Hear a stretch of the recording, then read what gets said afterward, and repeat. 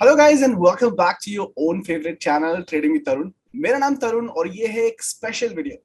आप लोगों की बहुत टाइम से रिक्वेस्ट आ रही थी कि सर कोई वीडियो ट्रेडिंग साइकोलॉजी के ऊपर बना दीजिए, क्योंकि हमारी ट्रेडिंग साइकोलॉजी ट्रेडिंग करते वक्त बहुत ही ज्यादा वीक है, जिसकी वजह से हमें लॉसेस का सामना करना पड़ रहा है और ट्रेडिंग साइकोलॉजी के ऊपर एक वीडियो बहुत हेल्प करेगी। तो गाइज, मैं हमेशा बोलता आया हूँ कि no need to fear when your brother is here. Trading psychology पर एक वीडियो नहीं बट ट्रेडिंग साइकोलॉजी के ऊपर पूरी सीरीज लेके आया हूं, जिनके एपिसोड आपको समय समय पर मिलते रहेंगे आपके अपने फेवरेट चैनल के ऊपर, जिसका नाम है ट्रेडिंग की तरफ। और इसकी शुरुआत हम कर रहे हैं आज के पहले एपिसोड से, जिसका टाइटल आपने ऑलरेडी पढ़ लिया है, जो है how to manage fear and greed. तो गाइस, इस एपिसोड की शुरुआत करने से पहले मैं आप सबको बोलूंगा, अगर आप फ्री नहीं हैं और आप किसी बिजी जगह पर हैं, इस वीडियो को अभी पॉज कीजिए, वॉच लेटर लिस्ट में डाल दीजिए और जब आपके पास टाइम हो हैंड्स फ्री लगाकर आराम से इस वीडियो को देखिएगा, क्योंकि ये वीडियो बाकी सब वीडियो से हट के होने वाली है, जो आपकी ट्रेडिंग के अंदर बहुत ज्यादा वैल्यू ऐड कर सकती है। सो आपको आराम से जब आपके पास टाइम हो हैंड्स फ्री लगा के देखिएगा। अभी इसको वॉच लेटर लिस्ट में डाल के छोड़ दीजिए और एक नोटपैड और पेन अपने साथ में लेके बैठेगा, क्योंकि आप नोट्स बना सकें और वो उन नोट्स को बाद में रेफर करके अपनी ट्रेडिंग के अंदर और भी ज्यादा वैल्यू ऐड कर सकें। वो सारे लोग जो शुरू कर सकते हैं अभी, चलिए शुरुआत करते हैं इस वीडियो की और जानते हैं कि इस वीडियो में हम क्या सीखेंगे। इस वीडियो के एंड तक आप समझ पाएंगे कि फियर एंड ग्रीड होता क्या है, फियर और ग्रीड आते कैसे हैं और ट्रेडिंग के अंदर उनका क्या इंपॉर्टेंस होता है, और साथ के साथ आप फियर एंड ग्रीड को कैसे मैनेज कर सकते हैं ट्रेडिंग करते वक्त। ये चारों चीज इस सेशन को खत्म होने से पहले हम आराम से सीख पाएंगे। सबसे पहले जान लेते हैं गाइस, ट्रेडिंग साइकोलॉजी होती क्या है। नाउ एक बुक है गाइस और मिस्टर ब्रेट ने वो बुक लिखी है। इस बुक का नाम है द साइकोलॉजी ऑफ ट्रेडिंग। उनमें बहुत ही खूबसूरत तरीके से उन्होंने ट्रेडिंग साइकोलॉजी को डिफाइन किया है कि a good trading psychology is a good management of emotions. A good management of emotion मतलब अगर आप अपने इमोशंस को अच्छे तरीके से मैनेज कर पाते हैं, आप एक अच्छी ट्रेडिंग साइकोलॉजी को बिल्ड कर सकते हैं, जो कि एक फैक्ट है। तो ट्रेडिंग साइकोलॉजी को समझने से पहले या उसको मैनेज करने से पहले हमें इमोशंस को समझना बहुत जरूरी है, इमोशन को जानना बहुत जरूरी है। तो चलिए जानते हैं इमोशंस क्या होते हैं। वेल गाइस, इमोशन की अगर मैं डेफिनेशन, बुकिश डेफिनेशन की बात करूं, emotions are nothing but the reaction of our thoughts. मतलब आपके दिमाग में जो भी विचार आते हैं, जो भी आप थॉट्स सोचते हैं, इमोशंस आपके उन्हीं थॉट्स का रिएक्शन है और कुछ नहीं। एग्जाम्पल के लिए, अगर मैं आपसे एक टास्क दूं आपको और एक काम करने के लिए बोलूं कि आप अपने पास्ट के बारे में सोचिए, उन सारे लम्हों के बारे में, उन सारी सिचुएशंस के बारे में जहां पर आपको कोई या अवार्ड मिला हो, ऐसी कोई ऐसा कोई पल जहां पर आपकी लोगों ने बहुत ज्यादा तारीफ की हो, ठीक है, आपको रिवॉर्ड अवार्ड वगैरह मिले हो। अगर आप उस सिचुएशन को, अपने पास्ट को सोचते हैं, उसके ऊपर फोकस करते हैं, तो गाइज आपके चेहरे पे एक छोटी सी स्माइल आती है। क्यों? क्योंकि जब आप अपने उस पास्ट के ऊपर, उन मोमेंट्स के ऊपर फोकस कर रहे हैं, आपके दिमाग में वो पॉजिटिव थॉट्स आते हैं और वो पॉजिटिव थॉट्स आपके हैप्पीनेस के इमोशन को, खुशी के इमोशंस को रिलीज करते हैं। इसका सिंपल मतलब क्या हुआ, जब भी हम किसी चीज के ऊपर फोकस करते हैं, उसके बारे में सोचते हैं, इमोशन उसके रिएक्शन में वापस आते हैं। इसके बिल्कुल ऑपोजिट में अगर मैं बोलूं, फॉर एग्जांपल किसी का ब्रेकअप हुआ है रिसेंटली, या बहुत पुराना ब्रेकअप भी हुआ हो, और आप अपने ब्रेकअप के बारे में सोचिए, वो मुझे छोड़ के चली गई या वो मुझे छोड़ के चला गया, और उसके बारे में कंटिन्यूसली अगर आप सोचते हैं, तो आपके दिमाग में जो थॉट्स आते हैं वो डिप्रेशन और सैडनेस का इमोशन रिलीज करते हैं, क्योंकि breakup is not a healthy thing. Correct? मैंने आपको दोनों एग्जाम्पल देके समझाया।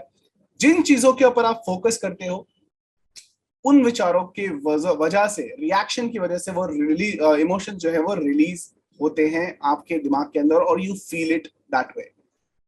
तो हमने ये पता तो लगा लिया कि इमोशंस कैसे जनरेट होते हैं, किस वजह से इमोशन आते हैं। इमोशंस सिर्फ हमारे थॉट का रिएक्शन है और वो सोच की वजह से, जिस तरीके की हमारी सोच होती है, जहां पर हम फोकस करते हैं, उस वजह से कोई इमोशंस आते हैं, चाहे वो खुशी का इमोशन हो, भय का इमोशन हो, फियर का इमोशन हो, ग्रीड का इमोशन हो, कोई भी इमोशन हो, वो उस थॉट की वजह से आते हैं जो हमारे दिमाग में आ रहे हैं। ठीक है, अब बात करते हैं कि इमोशंस तो आ रहे हैं, लेकिन उनको मैनेज कैसे करना। आपने, इससे पहले आपको एक बात बताना चाहूंगा गाइज, अपने आसपास अपने ये बात काफी लोगों के मुंह से सुनी होगी कि अगर आप अपने इंद्रियों पर काबू पा सकते हो, आप एक सक्सेसफुल इंसान बन सकते हो। अगर आप अपने इमोशन को कंट्रोल कर सकते हो, तो आप एक बहुत सक्सेसफुल इंसान बन सकते हो। अगर आप अपने इमोशन को अपने वश में कर सकते हो, तो आप एक बहुत अमीर आदमी बन सकते हो। ये दुनिया का सबसे बड़ा झूठ है। जी हाँ, this is the biggest myth ever. कोई भी अपने इमोशन को कंट्रोल नहीं कर सकता। इसका क्या मतलब है? क्या हम एक अच्छी ट्रेडिंग साइकोलॉजी बिल्ड नहीं कर पाएंगे? नहीं, मैंने ऐसा बिल्कुल नहीं कहा। कोई अपने इमोशन को कंट्रोल नहीं कर सकता, क्योंकि कंट्रोल इमोशन कभी किए नहीं जा सकते। इमोशंस नेचुरल हैं और वो आएंगे ही आएंगे, लेकिन आप इमोशंस को मैनेज कर सकते हैं। The word here is manage. दो अलग अलग वर्ड है गाइस, कंट्रोल करना और मैनेज करना। मैनेज कर सकते हो as a human being, you can only manage. के कंट्रोल कब होता है? कंट्रोल कैसे कर सकते हो? इमोशन कैसे आते हैं? इमोशन आते हैं आपके सोच की वजह से। व्हेन यू थिंक, एक ही सिचुएशन में आप सोचना बंद कर सकते हो। जब आपका दिमाग सोचना बंद कर देता है, तब आपके दिमाग में कोई भी थॉट नहीं आता है। वो दो ही सिचुएशन है। पहली सिचुएशन है गाइस निर्वाणा, जब हम तपस्या करके या एक ऐसी सिद्धि प्राप्त कर लेते हैं कि हम सब मोह माया से परे हो जाए। ऐसा होना बहुत मुश्किल है, वो आपको भी पता है। एक वो सिचुएशन है। दूसरी सिचुएशन है जब आपका दिमाग सोचना बंद कर देता है। वो कौन सी सिचुएशन है? जी हाँ, डेथ। जब आप मर जाते हैं। तो अगर हम मरे गए तो भाई इन सब चीजों का तो फायदा ही नहीं है। तो दोनों सिचुएशन हमारे लिए पॉसिबल नहीं है, ना तो मोह माया से परे जाना, ना ही मरना। तो अगर थर्ड ऑप्शन जो है वो है इमोशन को मैनेज करना, जो हमें सीखना पड़ेगा। तो ये बात हमने ऑलरेडी सीख ली है कि इमोशंस को कंट्रोल नहीं किया जा सकता, सिर्फ मैनेज किया जा सकता है। तो चलिए इसी बात पर जानते हैं वो दो इमोशंस के बारे में जिनको हमें मैनेज करना सीखना है। और वो दो इमोशन जो हैं वो हैं फियर एंड ग्रीड, जिनको हम एक एक करके समझने की कोशिश करेंगे। सबसे पहला इमोशन है गाइस फियर। तो जानने की कोशिश करते हैं कि फियर है क्या। अगर मैं बुकिश डेफिनेशन की बात करूं कि फियर है क्या, fear arises with the threat of harm, either physical, emotional, financial or psychological, which can be real or imaginative. इसका क्या मतलब हुआ? फियर क्यों आता है? जब भी आपको किसी पेन होने की आशंका होती है या डर होता है, तो आता है। वो पेन कैसा हो सकता है? फिजिकल, फाइनेंशियल, इमोशनल, साइकोलॉजिकल, किसी भी तरीके का, इमेजिनेटिव या रियल। मतलब कई बार ऐसा होता है, ऐसी सिचुएशन हो ही भी नहीं होती है, लेकिन आप इमेजिन करते हो भगवान ये ना हो जाए, और आप डरने लगते हो। हे भगवान ये ना हो जाए, और आप डरने लगते हो। ठीक है, ट्रेडिंग में भी यही होता है, करेक्ट, हम डरते हैं। ठीक है, सो फियर इस वजह से आता है। लेकिन ट्रेडिंग में फियर क्यों आता है? मेन रीजन वाई ट्रेडिंग में फियर आता है, उसका मेन रीजन है वो है fear of losses. The reason why fear comes during trading is because of losses. उसके भी दो मेजर रीजन है। वो क्या है? पहला है जिसकी वजह से फियर आता है ट्रेडिंग के अंदर, सबसे पहला रीजन है guys lack of knowledge and experience. और दूसरा हमारा रीजन है लॉस बियॉन्ड कंट्रोल। चलिए इन दोनों रीजन को एक एक करके एक्सप्लोर करते हैं। सबसे पहला हमारा रीजन है lack of knowledge and experience. मेरे बहुत सारे ऐसे ट्रेडर दोस्त हैं, फॉलोअर्स हैं, जो जिनका यूजुअली काम क्या है, एक यूट्यूब चैनल से दूसरे यूट्यूब चैनल, एक टेलीग्राम चैनल से दूसरे टेलीग्राम चैनल, इधर उधर सिर्फ भटकते रहना एक अच्छी टिप की तलाश में। कहीं से मुझे एक प्रॉफिटेबल ट्रिप बन जाए और रातों रात में करोड़पति बन जाऊं। कहीं से मुझे कोई जैकपॉट ट्रेड मिल जाए और मैं रातों रात करोड़पति बन जाऊं। कहीं से मुझे जीरो हीरो मिल जाए और मैं एक करोड़पति बन जाऊं। एक बात मैं आपको बताना चाहूंगा गाइस, अगर ये बात आपको समझ में आ गई, आपकी ट्रेडिंग जर्नी बहुत ही ज्यादा स्मूथ और आसान हो जाएगी। वो क्या है? Tip belongs to waiters in the restaurant, not in stock market for traders. जो टिप्स होती हैं वो रेस्टोरेंट में वेटर्स के काम आती हैं, स्टॉक मार्केट में ट्रेडर्स के नहीं। जिस दिन आपको ये बात समझ में आ गई, आपकी ट्रेडिंग जर्नी एकदम आसान और स्मूथ हो जाएगी। Because learning is the only way to earn regularly in the market. वो सारे मेरे फॉलोअर्स, स्टूडेंट्स जिन्होंने लर्निंग का मजा चख लिया है, वो रोज ग्रीन पैसा बना रहे हैं। उनको पता है कि सीखने के बाद अपने आप, किसी से टिप मांग के नहीं, अपने आप पैसा बनाने में कितना मजा आता है। और आई एम श्योर अगर आप भी टिप के पीछे भागते हैं, लेकिन कभी भी पास के अंदर भी आपने अपनी कैलकुलेशन करके, चाहे तुक्के से ही सही, अपने आप पैसा बनाया होगा, आपको उसमें बहुत मजा आया होगा, चाहे वो छोटा अमाउंट भी हो। लेकिन उस पैसे की बजाय जो आपने किसी टिप की वजह से मंगाया था, जो आपको किसी टेलीग्राम चैनल या यूट्यूब चैनल के ऊपर मिली हो। अगर आपके साथ ऐसा हुआ तो कमेंट सेक्शन में जरूर बताइएगा कि हाँ, जब आपने अपने आप पैसा बनाया तो आपको ज्यादा खुशी हुई थी। ठीक है, सो ये लैक ऑफ नॉलेज की वजह से होता है, बिकॉज आपके पास एक्सपीरियंस नहीं होता है। You don't have the expertise, technical analysis की नॉलेज नहीं है, एक्सपीरियंस नहीं है। Lack of knowledge and experience की वजह से ये फियर होता है। ठीक है, दूसरा और जो हमारा रीजन है वो है लॉस बियॉन्ड कंट्रोल। ये क्यों होता है?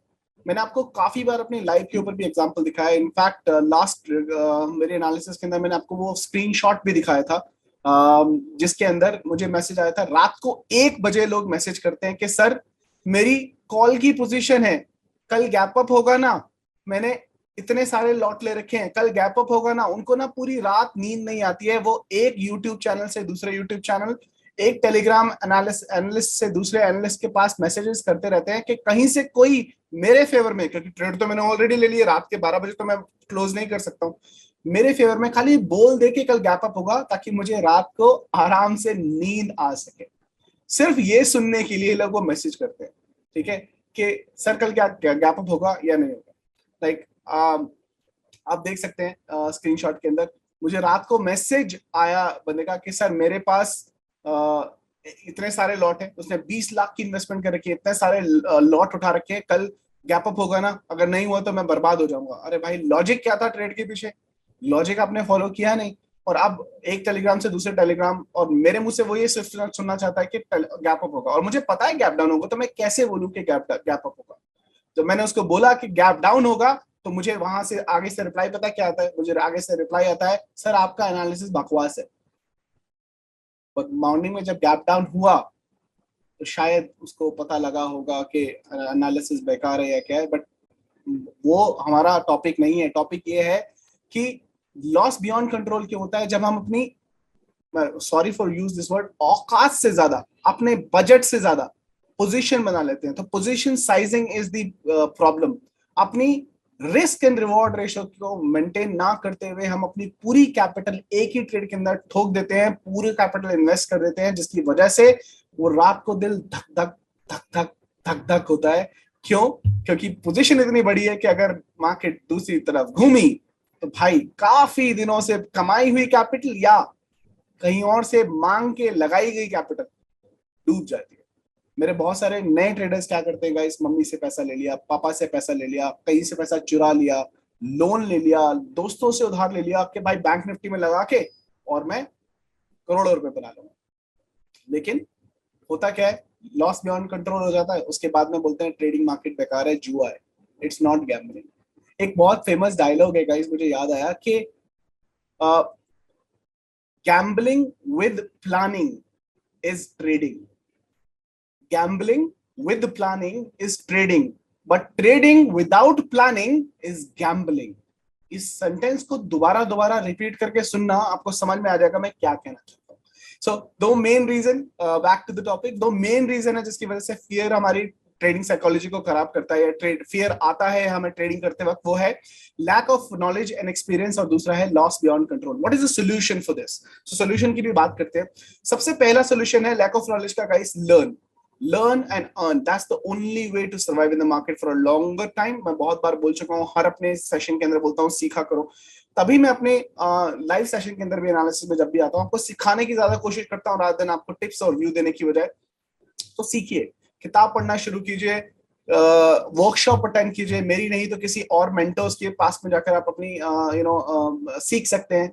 दूसरा, पोजीशन साइजिंग को कम कीजिए, अपनी कैपिटल का 25 to 30% मैक्सिमम एक ट्रेड के अंदर लगाइए, पोजीशन साइजिंग को कम कीजिए ताकि आपका वो दिल धड़कना बंद हो जाए।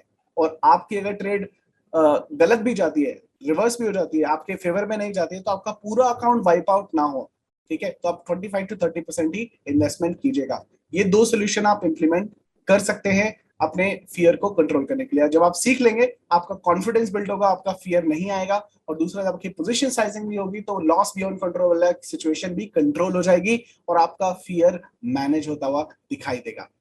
सो इन समरी गाइस, अगर मैं ऑप्शंस की बात करूं, फियर इन ट्रेडिंग आप कैसे मैनेज कर सकते हो, there are possible few solution. Number 1, learn technical and fundamental analysis. जो सीखने के बाद आप बहुत कॉन्फिडेंट और अश्योर हो जाएंगे अपनी ट्रेड, अपने आप स्टॉक निकाल सकते हैं, ट्रेड ले सकते हैं, तो वो आपको हेल्प करेगा। सेकंड, आसपास जो न्यूज हो रही है, अपडेट रहिए, देखिए, पढ़िए कि क्या हो रहा है मार्केट में, ताकि आप अपडेट रह सके। थर्ड, अपनी पोजीशन साइजिंग के ऊपर काम कीजिए ताकि आपको डर ना लगे और वो जो धक धक होती है मार्केट के अंदर वो बंद हो जाए। और नंबर 4 जो सबसे इंपॉर्टेंट है guys, learn from a mentor. Hindi में हमारे कहावत है, गुरु बिन ज्ञान नहीं। अगर आपको लगता है कि ये समंदर आप सिर्फ तैर के पार कर लेंगे, तो सॉरी, ऐसा होना बहुत मुश्किल है। आपको एक ना एक मेंटर जो आपको गाइड कर सके, इस समंदर में तैरने की बजाय नाव में बैठा के दूसरे पार ले जा सके, ऐसा मेंटर आपको चाहिए। तो find out a person who can help you, guide you, mentor you in your trading journey and can make you a profitable trader through out your life. तो किसी ना किसी को अपना मेंटर जरूर बनाइए। ये है summary how to manage fear. तो हमारे पहले इमोशन के बाद बारी आती है हमारे दूसरे इमोशन की, जिसका नाम है ग्रीड, और जिसको हिंदी में बोला जाता है लालच। और आई एम श्योर इस इमोशन के बारे में सबको जानने में बहुत ज्यादा एक्साइटमेंट होगी। तो चलिए आपके एक्साइटमेंट को खत्म करते हैं और शुरुआत करते हैं इस पर्टिकुलर इमोशन के बारे में। अगर मैं बात करूं ग्रीड होती क्या है, what is the definition of greed, तो बुकिश डेफिनेशन में आपको पढ़ के सुनाना चाहूंगा। Greed is our never ending wish और selfish desire to anything special, specially food, wealth और पावर। ग्रीड हमारी एक कभी ना खत्म होने वाली ऐसी विश या सेल्फिश डिजायर है जो किसी भी चीज के लिए हो सकती है, स्पेशली पावर, वेल्थ या फूड के लिए। लेकिन यहां पर एक सवाल उठता है गाइस, अपनी ग्रोथ की कामना करना, क्या ये ग्रीड है? क्या अपने ग्रोथ के बारे में सोचना, क्या वो ग्रीड है? क्या अपने फ्यूचर को और ऊपर सोचना, क्या ये ग्रीड है? ये एक बहुत बड़ा डिबेटेबल क्वेश्चन है। आपने ये डायलॉग सुना होगा कि जितनी चादर हो पैर उतने ही पसारने चाहिए। मेरा मानना कुछ और है कि पैर बड़े करो गाइस, चादर अपने आप बड़ी हो जाती है। बट क्या ये ग्रीड है? ये अगेन बहुत डिबेटेबल क्वेश्चन है, और आप हर किसी के, हर अपने पंडित के अलग अलग पॉइंट ऑफ व्यू, अलग अलग राय हो सकती है इसके ऊपर। मैं इस वीडियो के अंदर अपनी साइड की स्टोरी आपको सुनाना चाहूंगा, अपना व्यू देना चाहूंगा कि मेरी तरफ से क्या ये ग्रीड है या नहीं है, और ग्रीड असलियत में होती क्या है। ठीक है, संस्कृत में एक कहावत है गाइस, संतोषम परम सुखम। संतोष करना, अगर आप संतोष करते हो, वो सबसे बड़ा सुख है। वो बात भी ठीक है, लेकिन अगेन मैं बोल रहा हूं कि अगर आप कुछ एक्स्ट्रा चाहते हो अपनी जिंदगी से, क्या वो लालच है कि नहीं है, वो एक बहुत डिबेटेबल क्वेश्चन है, बहुत ही ज्यादा डिबेटेबल क्वेश्चन है। और आप इसको कमेंट सेक्शन में जरूर बताइएगा कि आपके हिसाब से क्या वो लालच है, अपने बारे में सोचना, सेल्फिश होके अपने बारे में सोचना, अपनी ग्रोथ के बारे में सोचना, अपने फ्यूचर के बारे में सोचना, आगे बढ़ने की चाहत रखना, क्या वो लालच है, क्या वो ग्रीड है? अगर ये ग्रीड है तो मुझे चाहिए भाई, मेरे हिसाब से तो ये बनता है। लेकिन क्या ये लालच है? चलो एक बेसिकली स्टोरी के थ्रू आपको ये समझाने की कोशिश करता हूँ। आपने ये कहानी सुनी होगी, तो मैं पूरी कहानी सुना के आपको बोर नहीं करूंगा। The story is about a king called the Midas touch. आपने ये स्टोरी सुनी होगी।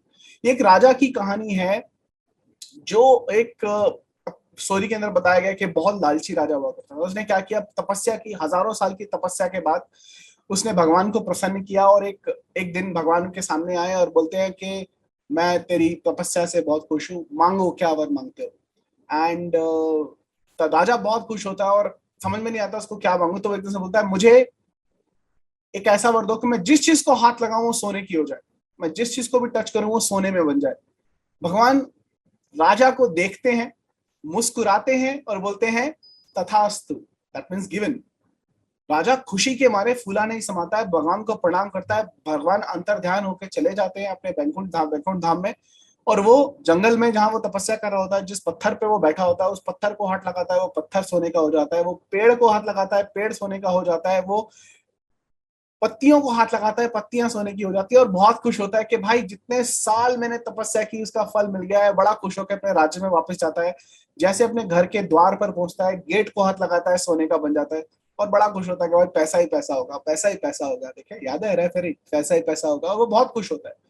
लेकिन एक टाइम के बाद जब उसको भूख लगती है, वो खाना खाने के लिए भोजन उठाता है, फूड अपने हाथ में उठाता है। जैसे ही वो फूड हाथ में उठाता है, वो सोने का बन जाता है, खाना नहीं खा पाता है। प्यास लगती है, पानी पीने के लिए उठाता है, वो सोने का बन जाता है, पानी भी नहीं पी पाता। इनफैक्ट उसकी प्यारी बेटी, जिसका नाम भी उसने सोनपरी रखा था, वो उसको प्यार से पापा बोल के उसके गले मिलने आती है। जैसे ही वो अपनी बेटी को हाथ लगाता है, उसकी बेटी भी सोने की बन जाती है। और जो भगवान का वरदान था वो अभिशाप बन जाता है। और वो बाद में रोने लग जाता है कि ये क्या हुआ। स्टोरी यहीं खत्म हो जाती है। और मोरल ऑफ द स्टोरी जो दिया गया है वो है, लालच बुरी बला है। मेरे हिसाब से इस स्टोरी का देखने का नजरिया कुछ और भी है। वो क्या है, वो जानने की कोशिश करते हैं। राजा मिदास ने जब हजारों साल तपस्या की और भगवान प्रसन्न हुए, भगवान उनके सामने एकदम से आए, बोले मांगो क्या मांगते हो। देखो हजारों साल तपस्या करने के बाद बंदे को खुद याद नहीं रहता है कि क्या मांगना चाहिए और मैंने किस लिए तपस्या की थी। और राजा मिदास इतना कॉन्फिडेंट नहीं था। उसको ये लगता था कि ये अपॉर्चुनिटी मेरी जिंदगी में वापस नहीं आएगी। और जितने साल मैंने ये तपस्या की है, मेरी जिंदगी के साल मैंने गवा दिए हैं। मैंने काम किया होता तो मैं बहुत पैसा कमा लेता, तो पैसा ही मांग लेता हूँ। और उसके दिमाग में जो पहली चीज आई, हड़बड़ा के उसने मांग लिया। क्यों? क्योंकि उसको ये लगता था कि अगर मैं इतना काबिल नहीं हूं कि अगर मैं भगवान को दोबारा बुलाऊंगा तो वो आएंगे। ये भी बोल सकता था ना कि सर भगवान जी, मुझे अभी नहीं चाहिए, मुझे सोचने का थोड़ा टाइम दे दीजिए, जैसे ही मैं कुछ डिसाइड करूंगा आपसे मांग लूंगा, अब आप वापस आके मुझे दे सकते हैं। लेकिन उसको ये लगता था मैं इतना काबिल नहीं हूं कि मैं दोबारा बुलाऊंगा तो भगवान आएंगे, मुझे सालों की तपस्या दोबारा करनी पड़ेगी भगवान को बुलाने के लिए। तो उसको अपनी कैपेबिलिटी के ऊपर डाउट हुआ और उसने मन में जो आया फटाफट मांग गया, जिसकी वजह से भगवान जी उसको देखकर मुस्कुराए और बोला तथास्तु। और वो वरदान उसके लिए अभिशाप बन गया।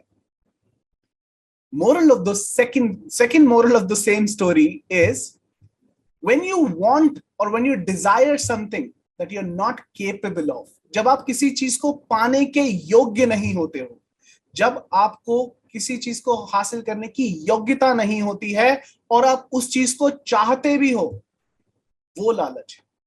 अगर आप कोई चीज चाहते हो और उसको पाने के लिए स्किल डेवलप करते हो, उसके लिए काबिल बन जाते हो, वो लालच नहीं है, वो अपने ग्रोथ के बारे में सोचना है।